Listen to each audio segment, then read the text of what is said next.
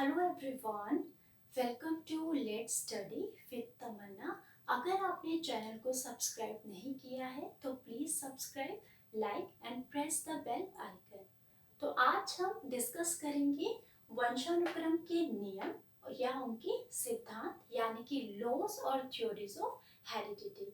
इससे पहले हम डिस्कस कर चुके हैं कि वंशानुक्रम का कॉन्सेप्ट क्या है, इसका अर्थ क्या है और इसकी परिभाषाएं क्या है।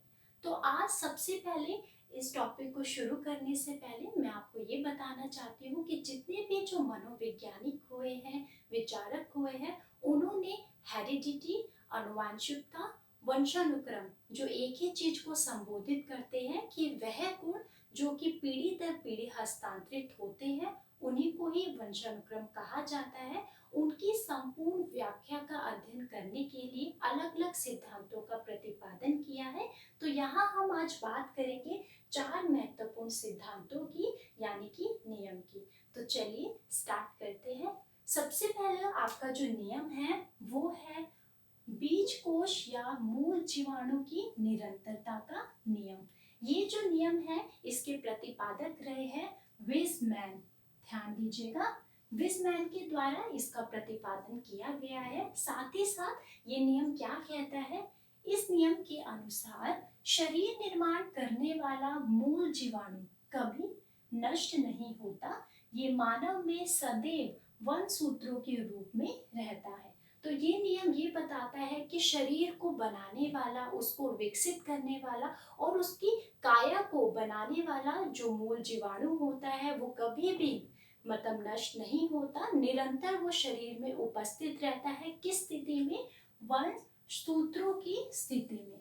तो वंश सूत्रों के रूप में वह सदैव मानव के, मनुष्य के शरीर में उपस्थित रहता है। यहाँ पर इस नियम में मूल जीवाणु को बहुत ज्यादा फोकस किया गया है और इनका मानना यही था, इस नियम के अकॉर्डिंग विजमैन का मानना यही था कि जो मूल जीवाणु होते हैं उनका मुख्य कार्य क्या होता है कि उत्पादक कोशों यानी कि जर्म सेल्स जो होते हैं उनका निर्माण करना ही मूल जीवाणु का मुख्य कार्य होता है। मूल जीवाणु ही होते हैं जो कि पीढ़ी दर पीढ़ी हस्तांतरित होते रहते हैं। इस प्रकार से विजमैन ने इस नियम के द्वारा ये बताया है कि यही जो मूल जीवाणु है ये एक पीढ़ी से गुणों को दूसरी पीढ़ी में हस्तांतरित करते हैं। तो यहाँ पर इस नियम के अकॉर्डिंग विजमैन ने मूल जीवाणु को बहुत महत्वपूर्ण बताया है। किसी भी व्यक्ति या जो भी मनुष्य है उसके मानव शरीर में और वे किस रूप में उपस्थित रहते हैं, वह वंशसूत्रों के रूप में उपस्थित रहते हैं। अब जितने भी नियम बनते हैं, सिद्धांत बनते हैं, उनके आलोचक भी होते हैं। तो इस सिद्धांत के भी काफी आधुनिक आलोचक हुए हैं जिनका मानना ये है कि जो बीज कोश या मूल जीवाणु की निरंतरता का जो नियम है, सिद्धांत है, वो वंशानुक्रम की संपूर्ण प्रक्रिया का जो व्याख्या है वो सही प्रकार से नहीं करता और इसको पूरी तरह से असत्य मानते हैं। सेकेंड आपका नियम है समानता का नियम। समानता का नियम ये बताता है, इस नियम के अनुसार समान समान को जन्म देता है। जैसे कि हम पहले डिस्कस भी कर चुके हैं कि ये प्रकृति का एक नियम है कि समान से ही समान की उत्पत्ति होती है। इस नियम के अकॉर्डिंग अगर माता पिता जो होंगे वो प्रखर बुद्धि के होंगे तो उनकी जो संतानें होगी वो भी प्रखर बुद्धि की होगी। ठीक इसी प्रकार से अगर माता पिता प्रतिभाशाली बुद्धि के होंगे तो उनकी जो संतान होगी वो भी प्रतिभाशाली होगी। अगर माता पिता की बुद्धि कम है, मंद है, कमजोर है तो उनकी जो संतानें होंगी उनकी बुद्धि भी उसी प्रकार से होगी। तो यहाँ बात आती है मानसिक लक्षण की। अगर हम बात करते हैं शारीरिक लक्षण की तो उसमें भी उन्होंने ये कहा है कि अगर माता पिता के हम कलर की बात करते हैं तो अगर माता पिता का जो कलर है, कॉम्प्लेक्शन है, वो फेयर है तो उनके जो संतानें होंगी उनका जो कलर होगा स्किन का वो भी फेयर होगा। लेकिन आपको पता ही है इस नियम को भी मानने वाले काफी लोग थे जिन्होंने इनको एक्सेप्ट भी किया, लेकिन कई ऐसे विचारक थे जिसने इस नियम का आलोचना की और उनका मानना ये था कि हम अपने परिवेश में भी काफ़ी चीज़ें देते हैं कि जो प्रखर बुद्धि वाले माता पिता होते हैं, ज़रूरी नहीं है कि उनकी जो संतान है वो भी प्रखर बुद्धि की हो। तो इस प्रकार ये जो नियम है इसको लोग नहीं मानते, विचारकों ने इसको एक्सेप्ट नहीं किया। और आप भी आसपास देखते हैं काफ़ी जो माता पिता होता है उनका कलर फेयर होता है, लेकिन जो उनकी संतानें होते हैं उनका कलर इतना फेयर नहीं होता। तो इसलिए इस वाले नियम की भी काफ़ी आलोचना की गई है। थर्ड आपका नियम है गाल्टन का जीव सांख्यिकी नियम। जैसे कि नाम से ही संबोधित हो रहा है, इस नियम के जो प्रतिपादक रहे हैं, प्रवर्तक रहे हैं, उनका नाम है फ्रांसीसी गाल्टन। ध्यान दीजिएगा, ये जो प्रतिपादक है, प्रवर्तक है, ये भी आपके एग्जाम्स में काफी पूछा जाता है, तो इसको भी आपको ध्यान में रखना है। इस नियम में आपको ये शब्द पर ध्यान देना है, जीव सांख्यिकी। जीव सांख्यिकी क्या मतलब होता है? जो प्रवर्तक है गाल्टन जी, उन्होंने वंशानुक्रम की संपूर्ण प्रक्रिया का अध्ययन करने के लिए आंकड़ों को एकत्रित किया है और सांख्यिकी अध्ययन के आधार पर ही कुछ निष्कर्ष निकाले हैं। इसीलिए इस नियम को गाल्टन का जीव सांख्यिकी नियम कहा जाता है। तो अब हम समझ लेते हैं कि वो निष्कर्ष उन्होंने क्या निकाले हैं। गाल्टन ने ये निष्कर्ष निकाला है कि व्यक्ति को गुण या अवगुण अपने माता पिता से ही नहीं बल्कि परदादा या अन्य पूर्वजों से भी प्राप्त होते हैं। इसे भी हम पहले डिस्कस कर चुके हैं, लेकिन यहाँ पर डिस्कस करना बहुत जरूरी है।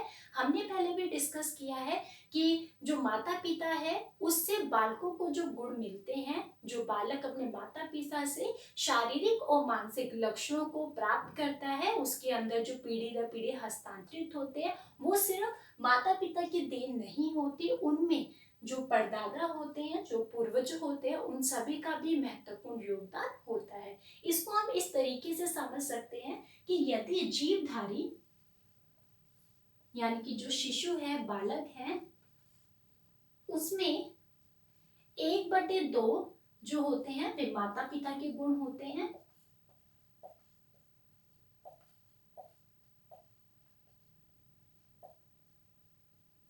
1/4 दादा दादी के गुण होते हैं, 1/8 परदादा के गुण होते हैं या परदादी के गुण होते हैं, और 1/16 अन्य पूर्वजों के गुण होते हैं।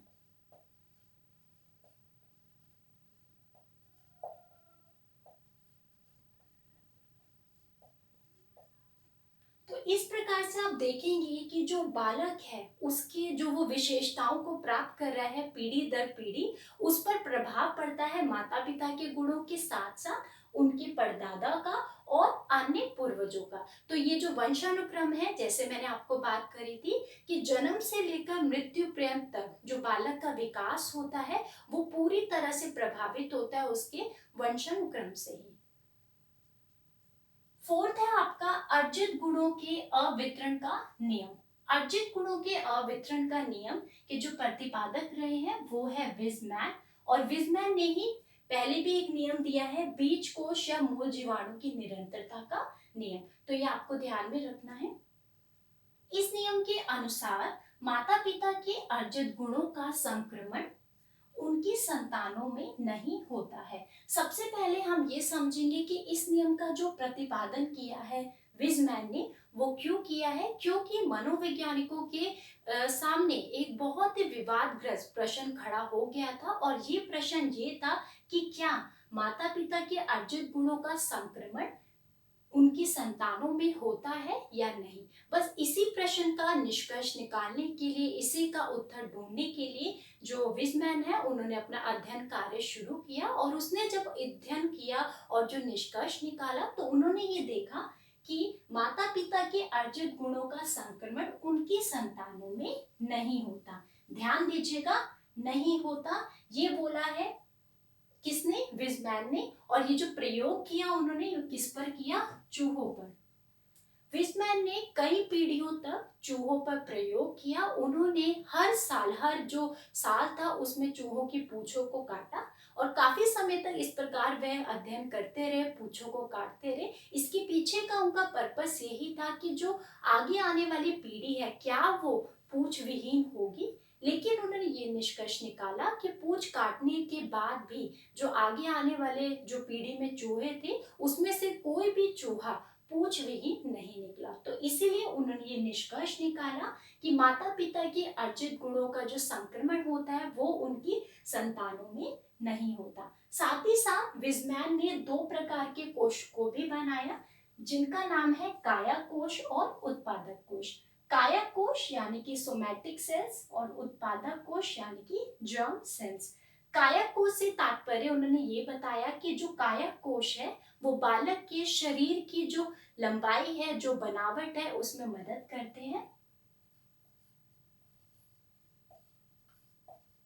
शरीर की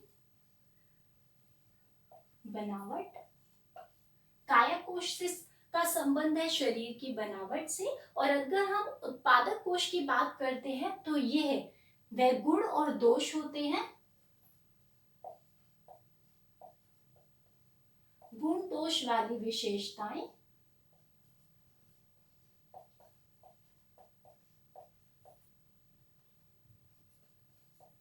जो पीढ़ी दर पीढ़ी बालक को मिलती रहती है। तो ध्यान दीजिएगा, काया कोश का संबंध है शरीर की बनावट से और उत्पादक कोश है का जो संबंध है उत्पादक कोश में गुण और दोष वाली विशेषताएं होती है जो कि पीढ़ी दर पीढ़ी बालक को मिलती रहती है। तो आज हमने वंशानुक्रम के नियम और सिद्धांतों में यहाँ पर 4 नियमों को डिस्कस किया है डिटेल से। आई होप आपको लेसन पसंद आया होगा और आगे भी जो हमारे नियम हैं हम उनको कंटिन्यू रखेंगे। Keep learning, keep supporting. Thank you so much.